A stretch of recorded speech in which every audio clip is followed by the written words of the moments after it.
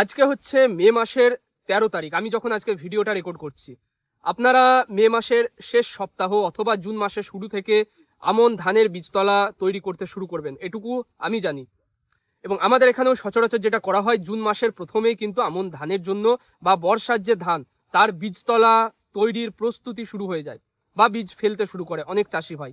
তো এই যে আমন মৌসুমে আমরা ধানের চাষ করব বা বর্ষার সময় আমরা ধানের চাষ করব, বিভিন্ন জমির জন্য বিভিন্ন জমির উচ্চতা অনুযায়ী, অর্থাৎ উঁচু জমি, মাঝারি উঁচু জমি, নিচু জমি বা মাঝারি নিচু জমি বা একদম জলা জমি, এই যে বিভিন্ন প্রকৃতির জমি রয়েছে বা উঁচু নিচু একটা বিষয় রয়েছে, সেই জমির জন্য কোন ধান সবচেয়ে পারফেক্ট, কোন মাটির জন্য কোন ধান সবচেয়ে পারফেক্ট, বা আমাদের লোকালে যে সমস্ত ধানগুলো চাষ হয় তাতে সেটা দেশীয় ধান হোক বা রিসার্চ ভ্যারাইটি হোক বা হাইব্রিড ভ্যারাইটি হোক, আজকের দিনে আমি আপনাদের সামনে রাখছি সেরা তিনটে, পশ্চিমবঙ্গের জন্য সেরা তিনটে রিসার্চ ভ্যারাইটির ধান এবং বাংলাদেশের জন্য দুটো রিসার্চ ভ্যারাইটির ধান, যার ফলন সর্বাধিক। আমি আজকের ভিডিও শুধুমাত্র ফলনটা রাখছি না, আমি রাখছি কি কি বিষয়, ফলনের সাথে সাথে চালের স্বাদ, চাল যেটা আপনারা বাড়িতে সেদ্ধ করে যাতে তার ভাতটা খেতে পারেন এবং অত্যন্ত সুস্বাদু চাল যেন তার হয়, সেরকম ধান রাখছি, ফলনটা সাথে রাখছি এবং তার সঙ্গে কোন জমির জন্য কোন ধানটা আদর্শ।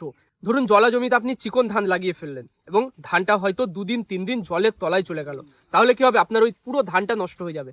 আবার আপনি ধরুন উঁচু জমিতে স্বর্ণ ধানের চাষ করলেন, যেখানে জলের অভাব রয়েছে, সেখানে গিয়ে আবার স্বর্ণ ধানে আপনি তখন দেখবেন কি ফলন কম হয়ে যাবে বা হয়তো ধানের ওজন হবে না। বিভিন্ন মাটি বা বিভিন্ন জমির প্রকৃতি অনুযায়ী কিন্তু আলাদা আলাদা ধানের আমাদেরকে চয়ন করতে হয় বা আলাদা আলাদা ধান আমাদের চয়েস করতে হয়। তো সঠিক চয়েস যদি আপনি না করতে পারেন, আপনি ধরুন চাইছেন দীর্ঘমেয়াদী ধান লাগাবো, অর্থাৎ 140 থেকে 145 দিনের ভ্যারাইটি, ভুলবশত হয়তো আপনি 110 দিনের ভ্যারাইটি লাগিয়ে ফেললেন বা 110 দিনের ভ্যারাইটি হয়তো আপনি চাষ করে সেই ধান কেটে হয়তো আপনি শশা বা কিছু লাগাতেন, আপনি ভুলবশত হয়তো স্বর্ণ ধান লাগিয়ে ফেললেন, কি হবে, 150 দিন আপনাকে ওয়েট করতে হবে।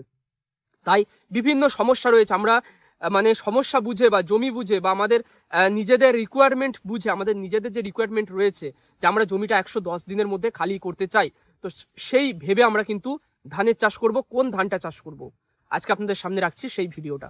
রিসার্চ ভ্যারাইটির ধানের মধ্যে সবচেয়ে বেশি ফলন এবং সবচেয়ে সুস্বাদু চাল কোনটা, সবচেয়ে বেশি ইনকাম কোন ধানে রয়েছে, কোন ধান চাষে সবচেয়ে বেশি মুনাফা রয়েছে, সবচেয়ে বেশি দামে বিক্রি হয় কোন কোন ধানগুলো, সেটা আজকে রাখছি। খুব ডিটেলসে, খুব গুরুত্বপূর্ণ ভিডিও হচ্ছে, ডিটেলসে আপনাদের বলতে চলেছি, সম্পূর্ণটা দেখবেন, হয়তো একটু লম্বা হবে, সম্পূর্ণটা দেখলে আমি গ্যারান্টি দিচ্ছি আপনাদেরকে আর কোনো ভিডিও ইউটিউবে দেখতে হবে না। আজকে কোনো রকম আমি হাইব্রিড ধানের কথা এখানে রাখবো না। রিসার্চ ভ্যারাইটি যে ধানগুলো বা লোকালে চাষযোগ্য যে ধানগুলো আমরা যেগুলো নর্মালি চাষ করি, সেই ধানগুলো কি হয়, খুব সহজে বিক্রি হয়, খুব সহজে সেই ধান কিন্তু বেশি দামে বিক্রি হয়। তো সেটাই হচ্ছে আমাদের টার্গেট, যে আমরা যেন কম খরচে যেন সর্বাধিক মুনাফা করতে পারি, সেই ধানের চাষই আমরা করব। আজকে সেই ধানের তিনটে ভ্যারাইটি, আসাম, ত্রিপুরা, ওয়েস্ট বেঙ্গল এবং উড়িষ্যার জন্য আমি তিনটে ভ্যারাইটি বলবো, আর বাংলাদেশের জন্য আমি কিন্তু দুটো ভ্যারাইটি বলবো, সবচেয়ে সেরা ফলন এবং দাম বেশি সেই ধানগুলো। তো আমার লিস্টের যে প্রথম ধানটা, সেই ধানটা হচ্ছে নুজিভেদু কোম্পানির, পাশে ছবি দেখুন, নুজিভেদু কোম্পানির NP 9776, NP 9776। এই যে ধানটা দেখছেন এটাকে বলা হয় বর্ষা মিনিকেট। আপনারা একটা দেখবেন বোরোর মিনিকেট লাগিয়েছিলেন, যেটা এই রিসেন্ট সবাই কেটে বাড়িতে তুলেছেন, বোরো মিনিকেট। তো এই যে নুজিভেদুর যে 9776, NP 9776, এই যে ভ্যারাইটিটা, এই ভ্যারাইটিটাকে নর্মালি আমরা আমাদের কাছে পরিচিত বর্ষা মিনিকেট নামে। কারণ কি, কারণ হচ্ছে এর চালটা হচ্ছে লম্বা চাল, চিকন চাল এবং কিন্তু ধানটা খেতে, চালটা খেতে অত্যন্ত সুস্বাদু। ফলন কিন্তু বর্ষার মিনিকেটের মধ্যে সর্বাধিক এর ফলন। বর্ষায় যে যত রকমের আপনার লম্বা ধান রয়েছে বর্ষায় চাষ করা হয়, বা যত রকমের ধান রয়েছে যেগুলো বর্ষায় আপনার চিকন ধান রয়েছে, আমাদের এই ওয়েস্ট বেঙ্গল, আসাম, ত্রিপুরা এবং উড়িষ্যায় সবচেয়ে বেশি ভালো ফলন দেয় এবং দাম ভালো, সেটা হচ্ছে নুজিভেদুর 9776। ধানটার একটা ছবি আপনাকে আমি দেখাচ্ছি। এই যে ধানটা দেখতে পাচ্ছেন, অনেকে কিন্তু এই রিসেন্ট বিগত বছরে চাষ করেছে এবং দারুণ ফলন পেয়েছে। এই ধানটা ফলনের দিক থেকে যদি আমি বলি, সেই ফলন কিন্তু প্রায় 18 থেকে 20 বস্তা প্রতি 40 শতক এর এক বিঘায়, 40 শতকের যে এক বিঘা হয় সেখানে 18 থেকে 20 বস্তা অবধি ফলন দিতে সক্ষম, অর্থাৎ 1200 কেজি অবধি ফলন দিতে সক্ষম প্রতি 40 শতক বিঘায়। 33 শতক আপনি হিসেবটা নিজে বের করে নেবেন। আমি 40 শতকের হিসাব দিচ্ছি, আমার এখানে 40 শতকে বিঘা এবং 40 শতকে আমার এখানে হাইয়েস্ট 20 বস্তা অব্দি ফলন আমি দেখেছি। এই যে ধানটা, এটা কত দিনের ধান, মানে এর মেয়াদকাল কত? এই যে ধানটা, এই ধানটার যে সময়কাল বা যে বীজ ফেলা থেকে শুরু করে ধানটা কাটা অবধি, এই ধানের সময়কাল হচ্ছে গড় 135 দিন। অর্থাৎ এই ধানটা কিন্তু একটা মধ্যম মেয়াদি ধান, অর্থাৎ দীর্ঘমেয়াদী ধানগুলো আপনারা দেখেছেন 145 থেকে 150 দিন সময় নেয়, এই ধানটা সময় নেয় হচ্ছে 135 দিন। অর্থাৎ এই ধানটা কেটে আপনি কিন্তু নিশ্চিন্তে শশা বা শীতকালীন কোনো ফসলের চাষ করতে পারবেন, কারণ ধানের যে জীবনকাল এটা কিন্তু দীর্ঘমেয়াদী ধানের চেয়ে প্রায় 15 থেকে 20 দিন কম। সেই কারণে এই ধানটা আপনারা নিশ্চিন্তে চাষ করতে পারবেন। এই ধানের যে ফ্ল্যাগ লিফ সেটা কিন্তু উপরের দিকে উঠে থাকে এবং শীষটা কিন্তু ফ্ল্যাগ লিফের নিচেই থাকে। এই যে ধানের পেনিকেল বা শীষ একদম নিচে থেকে উপর অব্দি সম্পূর্ণ ধানে কিন্তু পুষ্ট থাকে, সম্পূর্ণ শীষটার মধ্যে দুগ্ধ গঠন হয় এবং ফলন কিন্তু চরম দেখা যায়। বেশ কিছু ভালো দিক আপনাকে বললাম। ধানের রোগ প্রতিরোধ ক্ষমতাটা অনেকটা বেশি, যেহেতু রিসার্চ ভ্যারাইটির ধান। ধানের মধ্যে আপনি ব্লাস্ট, বিএলবি বা হচ্ছে শোষকের আক্রমণটা দেখতে পাবেন, কিন্তু খুব সামান্য সামান্য। আপনি নর্মালি যে স্বর্ণ ধানের চাষ করেছেন সেই স্বর্ণ ধানের চেয়ে এই ধানের মধ্যে ব্লাস্ট রোগের পরিমাণটা অনেকটা কম। আপনি দেখবেন গোড়া পচা বা খোলা পচা রোগের পরিমাণটা কম, শোষকের পরিমাণটা কম। যেহেতু মধ্যম মেয়াদি একটা ধান, সেহেতু এই ধানে কিন্তু খুব সহজে এই যে শোষক বা ব্লাস্ট রোগ কিন্তু আসে না। রিসার্চ ভ্যারাইটির খুব দারুণ একটা ধান। দানা কিন্তু খুবই ভালো, লম্বাটে এবং সুস্বাদু, চিকন ধান। আপনারা এটা বলতে পারেন ওই যে বড়োর সময় আপনারা শতাব্দী মিনিকেট চাষ করে থাকেন না, IET 4786 যে ধানটা আপনারা চাষ করে থাকেন, একদম সেম টু সেম ওই ধরনেরই কিন্তু দানা হয় বা ওই ধরনের খেতে বা ওই সুস্বাদু, ওরকমই কিন্তু সুস্বাদু চাল। তবে হ্যাঁ, ফলনটা আরো বেশি। বর্ষার জন্য আপনি যদি শতাব্দী ধানটা চাষ করেন ফলন অনেকটা কম হয় দেখবেন, কিন্তু আপনি যদি নুজিভেদুর 9776 যেটা এই ধানটা চাষ করেন বা বর্ষা মিনিকেট চাষ করেন, তাহলে কিন্তু এর ফলনটা অনেকটা বেশি পাওয়া যায়। এই গেল প্রথম ভ্যারাইটি, যেটা আপনারা ওয়েস্ট বেঙ্গল, আসাম, ত্রিপুরা এবং উড়িষ্যা এই জায়গায় ভালোভাবে ফলন এবং চাষ করতে পারবেন। আজকের লিস্টে আমাদের দ্বিতীয় যে ভ্যারাইটিটা বা ধানটা সেটা হচ্ছে MTU 7029। MTU 7029 সবচেয়ে বেশি চাষ হয় আমাদের পশ্চিমবঙ্গে। MTU যেটাকে আমরা নর্মালি আমাদের কাছে পরিচিত হচ্ছে লাল স্বর্ণ নামে। স্বর্ণ চাল যেটা আমরা নর্মালি ভাতের জন্য এই ধানটা চাষ করে থাকি। ভাত কিন্তু খুবই সুস্বাদু হয়। চালটা কিন্তু আপনার মিনিকিটের মতো অতটা লম্বা হয় না বা চিকন হয় না, চালটা মোটা চাল এবং ছোট, দানাটা ছোট হয়।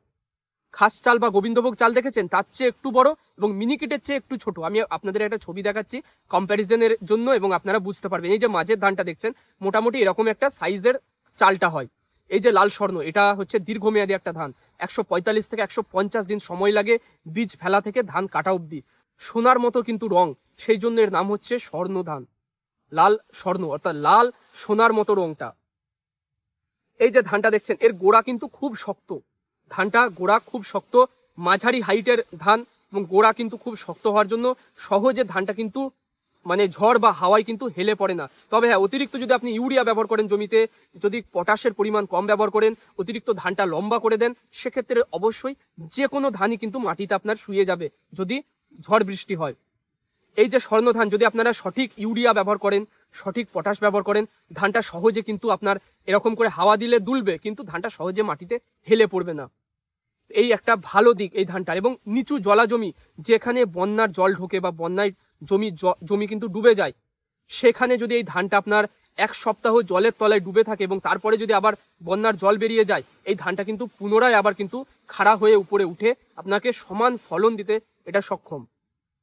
মানে কি, বন্যা সহনশীল, বন্যার জল সহনশীল এবং 1 সপ্তাহ বন্যার জলে ডুবে থাকার পরেও এই ধানটা কিন্তু মরে না, এই ধানটা জীবিত থাকে। এটাই হচ্ছে সবচেয়ে প্লাস পয়েন্ট। ফলন যদি বলি, সর্বাধিক 40 শতক বিঘায় আমাদের এখানে যেটা ফলন আমি দেখতে পাই 18 বস্তা, অর্থাৎ প্রায় কিন্তু 1080 কেজি প্রতি 40 শতকের 1 বিঘায় ফলন আমাদের এখানে দেখা যায়, অ্যাভারেজ একটা ফলন।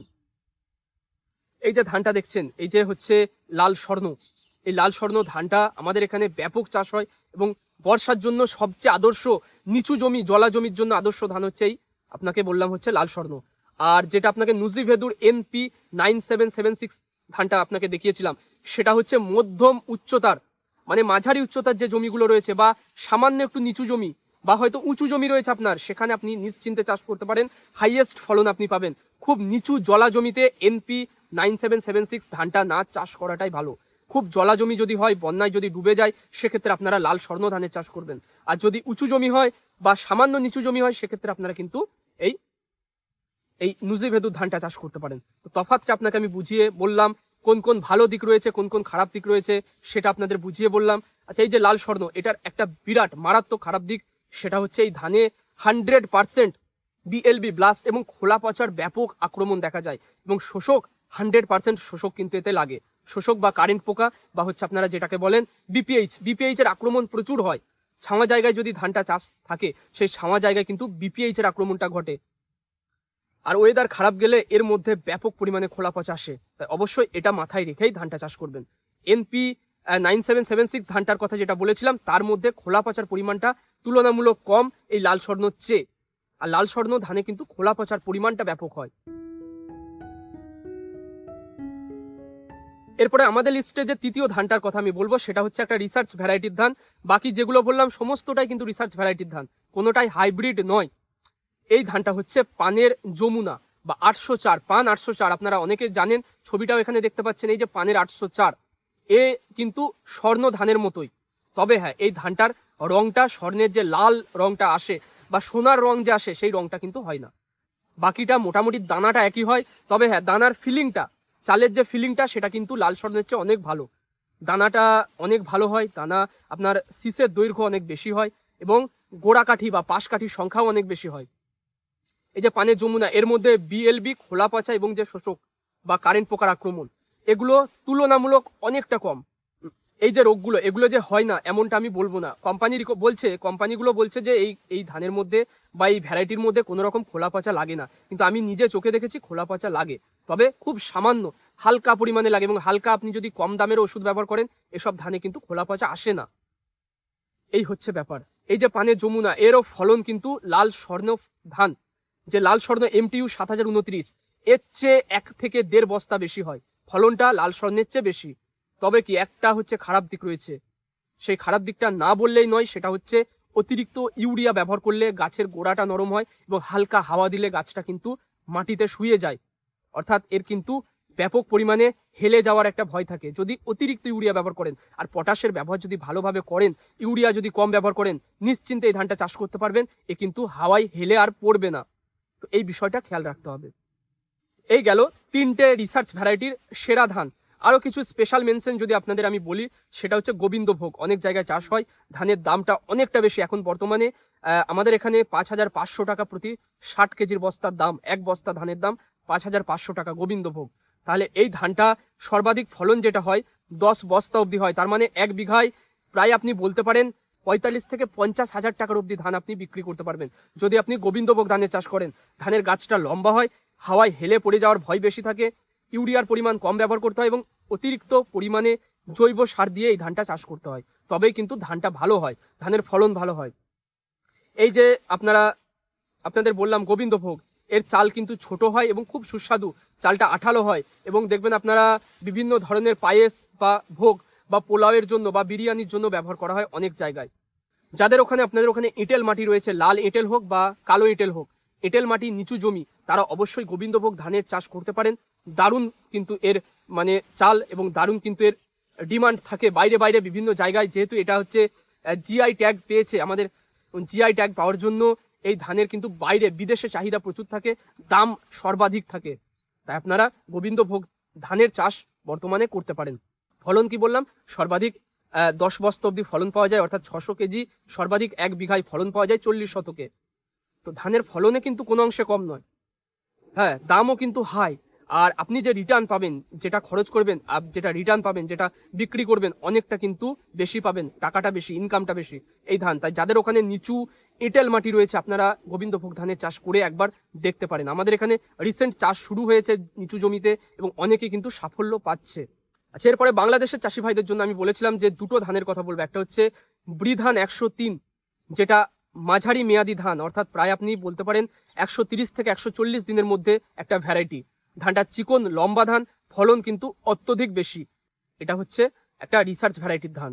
আর দ্বিতীয় আরেকটা ধান, সেটা হচ্ছে বিনা ধান 17। এর ফলন হচ্ছে আপনার বিঘায় 8 মন এর কাছাকাছি, বিঘায় 8 মনের কাছাকাছি এর ফলন হয়। এবং এই ধানটাও কিন্তু চিকন ধান, দারুণ সুস্বাদু এর চাল এবং খাওয়ার জন্য খুবই উপযোগী। তো বাংলাদেশের চাষি ভাইরা আপনারা ব্রি ধান 103 বা পাশাপাশি আপনারা কিন্তু বিনা ধান এই দুটোর মধ্যে যে কোনো একটা চাষ করতে পারেন। ভালো ফলন হয়, ভালো কিন্তু এর চালের স্বাদ এবং দাম কিন্তু সর্বাধিক থাকে।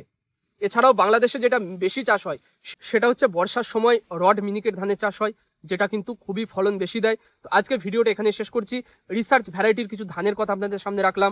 পরবর্তী ভিডিও আমি আপনাদের কাছে হাইব্রিড জাতের যে ভালো বেস্ট যে ধানগুলো রয়েছে বা ভ্যারাইটিগুলো রয়েছে আপনাদের কাছে সেগুলো নিয়ে আসবো। তাই অবশ্যই চ্যানেলটা সাবস্ক্রাইব করবেন, ভিডিও ভালো লাগলে লাইক করবেন। আজকে এখানেই।